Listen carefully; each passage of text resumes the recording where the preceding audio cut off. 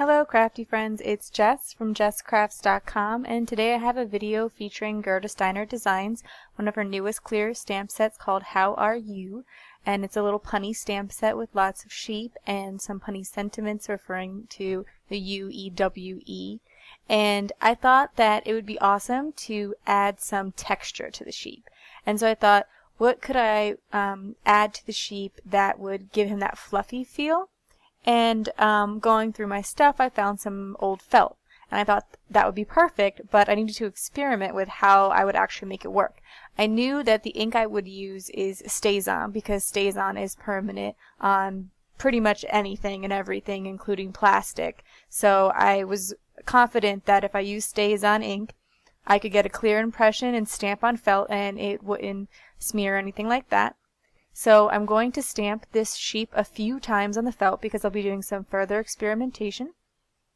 But also because the first time I stamped him, I didn't get a perfect image. It's because the stamps are brand new. With any stamp company, no matter the quality, the first stamp is usually not perfect. So I always suggest conditioning the stamp by stamping it one time. So then I thought, alright, I could color in the parts of the sheep that aren't supposed to be white and fluffy. And I tried with my Copic markers. But I was getting smearing of the StazOn ink, and I was getting black StazOn ink on my Copic marker, and I did not like that. I also wasn't able to really get a blend, and so I thought, alright, well, let's try distress markers. I just wanted to experiment, see what I could figure out, but I was able to color around the black lines and not get as much smearing, but I didn't at all like the look of the distress markers. It's very splotchy on the felt. And so again, it was just not really working out. It wasn't what I wanted. So I thought, alright, I will fussy cut out the white fluffy areas of the sheep in the felt, and then the other areas of the sheep I will just do on cardstock and layer them together.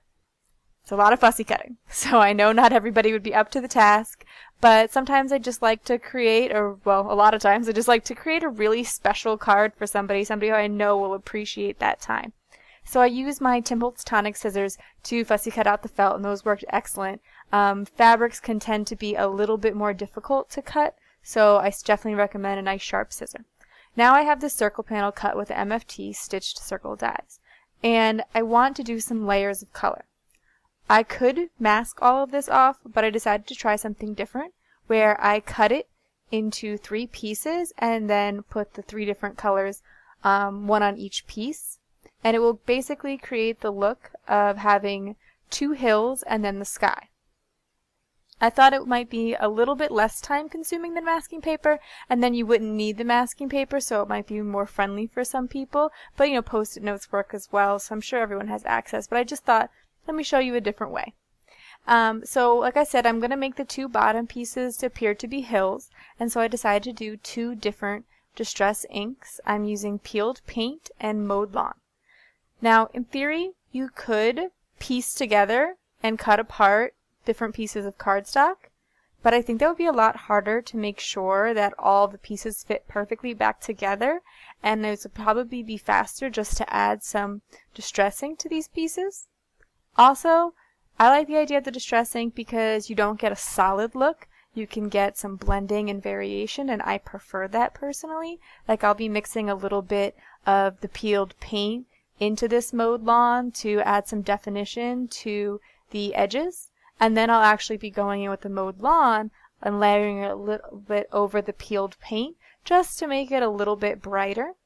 And I'm also going to be coloring the top piece blue, and I think that I chose Broken China, but any blue that you want will do just fine, whatever looks kind of reads as sky blue to you.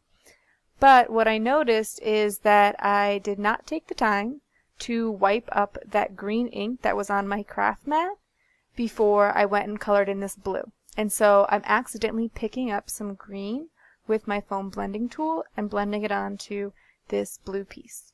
In the end, doesn't matter, it still looks good, but just something to think about when you're blending with distress inks. If you're changing colors and you have some of the ink on your mat, you want to clean it up. So like I said before, I decided I would just color in the cardstock pieces that are not supposed to be fluffy on the sheet. So I'm just taking my Copics here. I have the W3 and 5 and I believe 1 markers. I did not want it to be too dark, but because I don't want to lose the detail that's here with the face, the eyebrows, and the lines in the feet and such, for example. But I do go all the way to the W7 with the very bottom of his hooves. And so I did some really quick coloring. I colored outside the lines because I knew I was going to be fussy cutting this out. I stamped another sheep, and this time when I fussy cut it out, I didn't worry about cutting exactly on the lines because I knew it would just be what I was attaching all my pieces to. So that saved me some time. You don't have to do a perfect fussy cutting. Just run along the basic places where the lines are. And then I'm going to assemble it all with multimedia matte from Ranger. I love this glue. I also love that really fine tip because I can glue on those little tiny hooves, no problem. And this glue is going to work great with the cardstock, but also with the felt. Felt can be a tricky thing to glue because a lot of glue will dry hard and gross on felt and make it not look so good. But the multimedia matte is perfect. I decided to add a little bit of detail with this grass stamp from Gerda Steiner Designs Hello Spring. Any grass would do, or you could actually just take a marker and draw in some grass. But since I had this set sitting right next to me anyway, I decided to use it. And then again, back to that multimedia matte to glue on my little sheep. And so I'm done with that portion of the card. That's where a lot of my time and detail and attention went into. And I decided to finish it off with some pattern paper. Partly to go through my stash a little bit. I've talked about that before, how I'm trying to make a conscious effort to use up some of this paper. I have the Here and There collection from Studio Calico. It's an older collection, but one that I really loved because it has a lot of these like semi-solids, and there's a lot of patterns that could be both masculine or feminine. Like it doesn't make a really clear girly card, for example. And so I like that idea that I could then send this card to anyone. So I start pulling out papers. I basically just dumped all my scraps onto my work surface, and then I am putting them back in my quart-size Ziploc bag if I don't think they're going to work. And so that's kind of just helped me go through a process of elimination. When I am using up pattern paper, that's my kind of preferred way to do it, where I go to my scraps first if I can. And so you see there that I picked out a lot of oranges because I didn't want to go too much with the colors that were already on the sheep. I wanted them to kind of make him pop more. But I did like that green, and I decided if I added it up in the corner away from most of the other green, that would work a little bit better. And so then I just pulled out that same orange block that I'd had originally in a strip so I could add it. For the layout of this card, I just looked on Pinterest for some sketches and just found like, okay, well, this sketch features a block behind the circle, and this sketch has a banner, so I just kind of pulled different pieces of it together. I really like working from sketches even now, and so I definitely recommend creating your own Pinterest board with sketches, or you can come follow mine and just take the ones off of my Pinterest board. And I leave that link in the video description always if you're interested.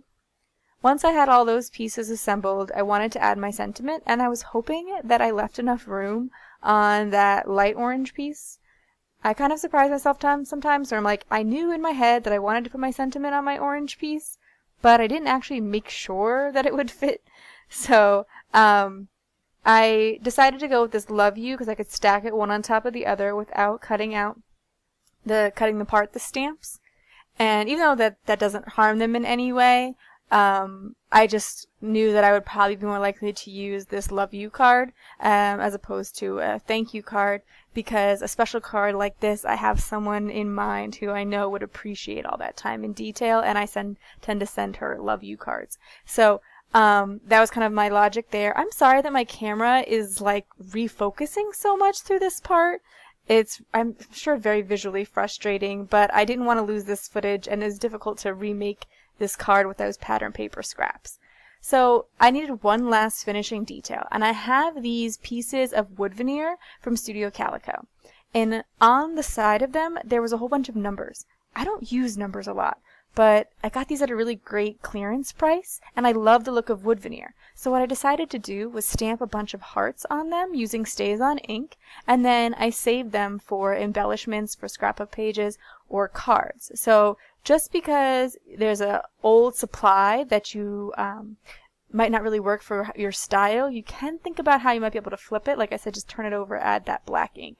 So I glued that on, and that is it for my card today. If you like this video, please give it a thumbs up. If you're interested in more crafty videos, you can subscribe to my channel.